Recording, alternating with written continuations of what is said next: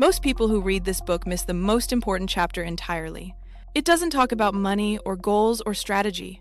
It talks about the mind. Specifically about the part of your mind that might be the single greatest obstacle standing between you and everything you say you want. Welcome back to Brief Mind Books. If you're new here, hit subscribe. A new breakdown drops every week. Now let's get into it. Napoleon Hill spent 20 years of his life interviewing the most successful people in American history.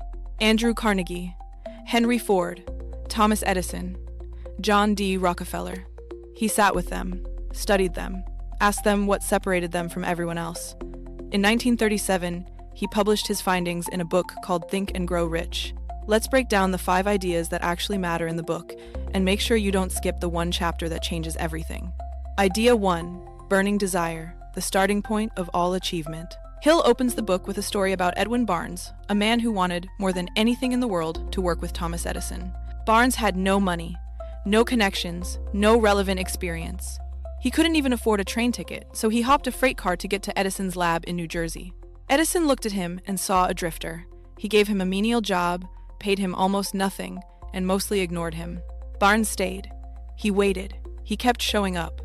5 years later, he became Edison's business partner and made a fortune selling Edison's dictating machine. Hill's point is not that Barnes was talented or lucky. It's that Barnes had what Hill calls burning desire, not a wish, not a hope, not a preference. A burning, consuming, non-negotiable commitment to a specific outcome. Hill argues that most people want success the same way they want to win the lottery, vaguely, passively, without real skin in the game. Burning desire is different. It's specific. It has a number, a deadline, a plan, and it refuses to accept failure as a permanent condition. Instead, it focuses entirely on the architecture of the human mind and its hidden, obstructive potential. Hill gives a 6-step process for turning desire into reality. Fix the exact amount of money you intend to have, determine what you'll give in return for it, set a definite date, create a plan, write it all down in a clear statement, and read it aloud twice a day. This sounds almost ritualistic, but the mechanism behind it is simply this. Clarity of intention focuses your attention. And what you focus on consistently, you tend to move toward. The takeaway: a vague wish produces vague results. A burning, specific, written desire produces a direction, and direction produces momentum. Idea 2, faith, visualizing and believing in the attainment of desire. Here's where Hill gets philosophical and where a lot of modern readers start to roll their eyes. He talks about faith as a mental state. Not religious faith, psychological faith. The deep, habitual belief that the thing you're working toward is not only possible, but inevitable. Hill argues that your subconscious mind doesn't distinguish between what is real and what is vividly imagined. Feed it a clear, emotionally charged picture of what you want consistently, repeatedly, and it begins working toward that picture automatically. The modern equivalent of this idea lives in sports psychology. Elite athletes don't just train their bodies. They run the perfect performance in their minds thousands of times before they ever set foot on the field. Neuroscience has since shown that mental rehearsal activates the same neural pathways as physical practice. Hill was writing in 1937 without access to any of that research, but he was pointing at something real. What he calls faith, we might call self-efficacy, the genuine belief in your own capacity to produce a specific outcome. Research consistently shows that self-efficacy is one of the strongest predictors of actual performance. The takeaway: belief is not passive. It's a discipline. Train your mind to expect success the same way you train your body to perform deliberately, consistently, over time. Idea 3, specialized knowledge, the kind of education that actually pays. Hill makes a distinction that cuts against everything we were taught in school. General knowledge, the kind you get from broad education, has almost no value on its own.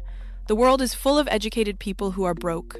What creates wealth, Hill says, is specialized knowledge, deep, specific, practical expertise in an area where there is demand. He points to Henry Ford as his example. Ford famously had very little formal education. When a Chicago newspaper once called him ignorant, he sued them for libel, and in court, it came out that Ford couldn't answer basic questions about history or science. But Ford's response was essentially, "I have a row of buttons on my desk. If I need to know anything, I push a button and the right person appears. Why would I clutter my mind with facts I can summon on demand?" What Ford had was specialized knowledge of how to organize people, systems, and production. That specific expertise, applied relentlessly, made him one of the wealthiest people in history. Hill's point isn't that education is useless. It's that the wrong kind of education, broad, unfocused, disconnected from application, produces very little. The right kind, deep, practical, applied in a specific direction, is priceless. The takeaway: don't try to know everything. Master something specific that the world needs. Then learn everything about how to deliver it better than anyone else. Idea 4. The subconscious mind and the chapter nobody talks about. This is it, the chapter I mentioned in the hook. It's called The Brain, and most people skim it or skip it entirely because it doesn't have a flashy promise attached to it. Here's what Hill argues and what modern neuroscience has largely confirmed. Your conscious mind, the part you think of as you, the part making decisions right now, is only a tiny fraction of your mental activity. The subconscious mind runs the rest. It processes vastly more information. It controls your habits, your emotional responses, your automatic behaviors. And here's the critical part. Your subconscious mind accepts whatever you feed it, without judgment. Feed it fear, it produces fearful behavior. Feed it self-doubt, it produces hesitation and self-sabotage. Feed it confident, specific, emotionally charged visions of success, and it begins organizing your thoughts, your perceptions, and your actions around those visions. Hill calls this autosuggestion deliberately programming your subconscious through repetition and emotion. Read your goals aloud. Visualize them clearly. Feel them as real, not as wishes. Do it consistently. What makes this chapter the one people skip is that it sounds too soft, too abstract, too much like wishful thinking. But think about it this way. Every habit you have, good or bad, was programmed into your subconscious through repetition. You didn't consciously decide to reach for your phone first thing in the morning. That habit was installed through repetition until it became automatic. Hill's argument is simply, if your subconscious can be programmed by accident, by random repetition and environment, it can be programmed on purpose, deliberately, by you. The takeaway: your internal narrative, the story you repeat to yourself about who you are and what you're capable of, is being written every day. The question is whether you're writing it consciously or letting the world write it for you. Idea 5. The Mastermind. You cannot do this alone. Here are the 5 ideas from Think and Grow Rich worth carrying with you. Burning desire is not just a wish. It is a specific, written commitment to a definite outcome.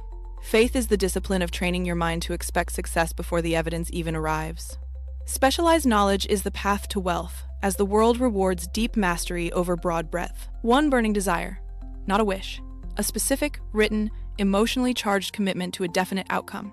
The subconscious mind is the hidden engine that ties all these principles together into a lifestyle. The mastermind is the final piece, ensuring you have the support system to sustain your ambition. Think and Grow Rich is almost 90 years old. Some of it has aged poorly. The core of it, that the mind leads and the results follow, has never been more relevant.